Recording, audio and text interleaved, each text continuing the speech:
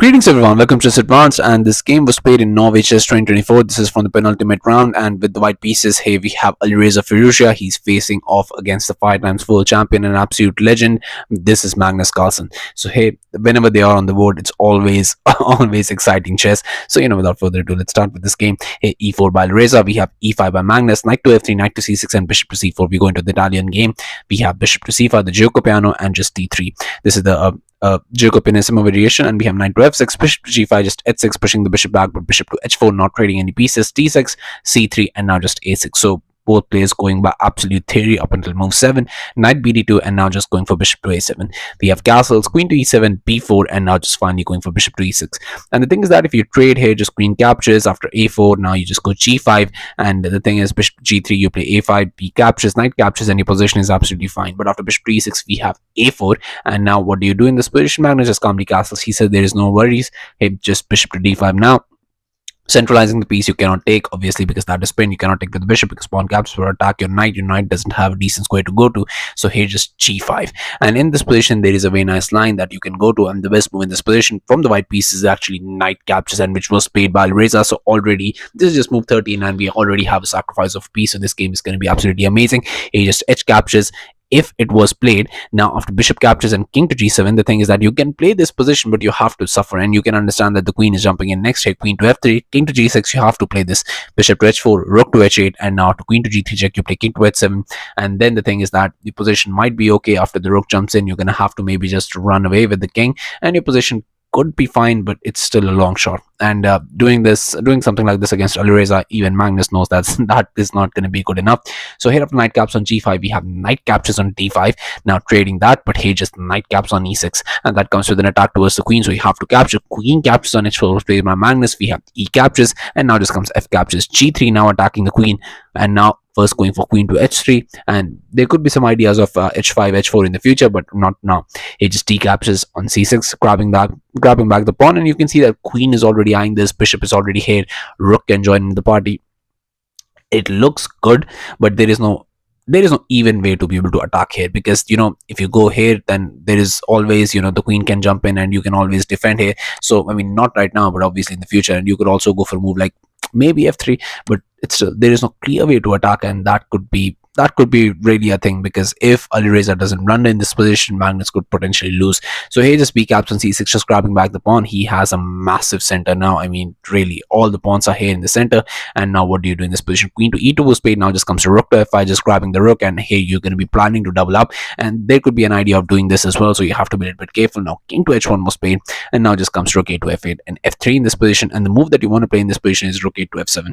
And the thing is that it's very difficult to understand why, because here after knight to e4 you play d5, and after knight to f2 you play bishop caps on f2, rook captures, and there must be something that you can do. You can still hold it to a draw, because this is coming, and you have to be a little bit careful about all of these things, because the attack is definitely on the f pawn. King is very weak, queen is already in your face, you have an amazing center, and engine does give white the advantage, but good luck, I mean, defending this against Magnus. But here after f3, here rook g5 was played by Magnus, and for you to take advantage of this move, the move that you want to play in this position is a move like knight to e4 or queen to g2, and queen to g2 was played by Alireza in this position. If you trade queens, your position is completely lost. I mean, not lost, but it's just you just give advantage to white, and you don't never want to do that. So here just queen to f5, you want to keep the tension. Here just rook a to d1, h5, knight to b3, and just h4. Finally Magnus is able to push that pawn all the way, and it's going to be very difficult to do anything in this position.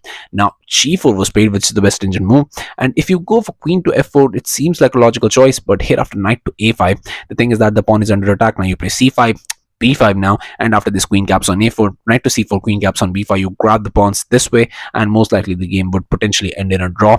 Still, you have the outside pass pawn, you have some sort of an attack towards the king side.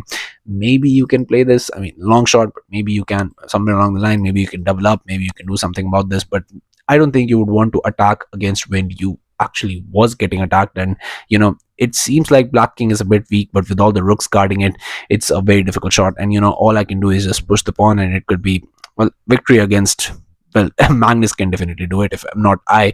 Hey, but after g4, hey, queen to h7 was played, but now just comes queen to e2, and we have h3. And the thing is that, hey, that in that line, I think that pawn push would be a bit too strong, so Alireza would have to defend the entire game. I don't think he liked that. So hey, that's why, hey, but Magnus played queen to h7, not queen to f4. So let's see what the game has in store for us. So here after d4, we have e caps on d4, c captures e5, and now just comes knight to a5, bishop caps on d4, and Magnus has a great center. He has like much more space than he did before, so most likely hey, Magnus can do something about it. And Alireza's knight is still on the edge of the board. Either you capture now or you're never getting the knight out of there again. So here knight caps on c6 was played by Alireza. We have queen to f7, and do you gain anything by capturing this? But I don't think so, because if you go for this knight captures, the thing is that here after e captures, there is not much to do. Yes, you can play this rook captures after, but after rook captures on d4, now you play this rook to e5 in this position, and I mean, I'm doing pretty fine, and there is no reason for anyone to worry about in this position. So here after queen to f7, we have rook to c1, and now just comes rook to g6, keeping the pieces on the board, and queen captures on a6, finally grabbing the pawn, and now you have two pass pawn. And contrary to that line where you played queen to f4 and you had a pass pawn of yourself, you could push that pass pawn, it would have been winning, potentially winning. But the thing is that here white is the one who has the pass pawn. So how are you going to defend in this position? Here rook to f6 was played, immense pressure now against the f file, and you also have the h3 pawn, so that could be a little bit of a problem. Here queen to e2, but now just comes rook captures, queen captures, and rook captures, trading everything. But now you have to deal with the wrath of the pass pawns, and here just knight caps on d4, we have e captures, and the best way to play this is just play king to g1. King to g1 is the move that ensures a draw for white, and also you must have some chances here. You can just capture this on the next move and you'll be fine. Let's say you play rook to f4. Now after this a5, you play rook caps on g4, king to f2, rook to g2, checking moves, and here after rook to a2, you stop the pass pawns. Yes, this is hanging, but you can capture it anytime. You cannot push, because after captures, you can capture it with the rook and your position would be absolutely fine. So you could go all towards all of that. But here rook to a1 was played by Alireza, and under extreme time pressure, these players were playing in like absolute seconds, so cannot blame him. But the thing is that this doesn't work, and the move that is winning completely in this position is d3.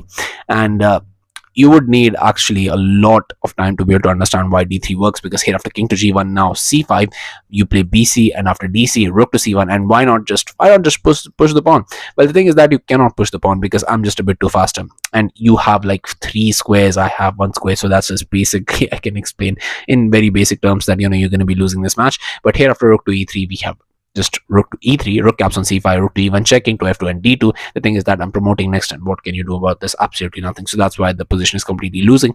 But here after rook to a1, we have rook to b3, attacking the pawn. Now comes a5, rook caps on b4, and it just puts Alireza back in the place where he can hope for a draw. a6 was tried, but just rook to b8, a7, rook to 8, and just king to g1. But after c5 in this position, you can understand this, and this is coming, so it's going to be very difficult to hold off those pawns.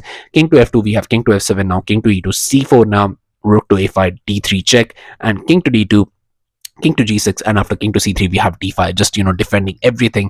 And the move that you want to play to ensure a draw in this position is you have to get away from that pass pawn and actually sacrifice it. And after rook captures on d5, your position is drawn, because here after rook captures, you play king caps on c4, and after d2, now you play king to c3, d1, queen, rook caps on d1, king to g5. And the thing is that most likely what can happen in this position is a draw at best. I mean, both players can hold this to a draw, no worries.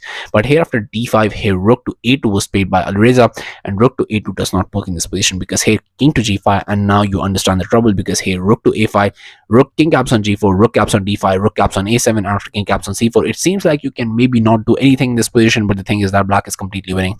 Here rook to a2 was played, and rook caps on d3, but now just comes rook caps on h2, and it was on this move, on just move 50, that Alireza Firouzja resigned the game, or he didn't resign the game, his clock ran out, and Magnus was able to get the spectacular victory. And there is nothing you can do, the pawn is pushing, and I mean, you could have resigned a few more moves back as well, but Alireza did have the advantage right from the opening. He could not capitalize on that, and as soon as Magnus got the advantage, even though both players were down on the clock, he was able to capitalize on it, and he won the game. So yeah, thank you all for watching. I'll be coming back with such amazing games, so stay tuned to the channel, stay updated, and I'll be seeing you guys very soon. Thank you very much for watching.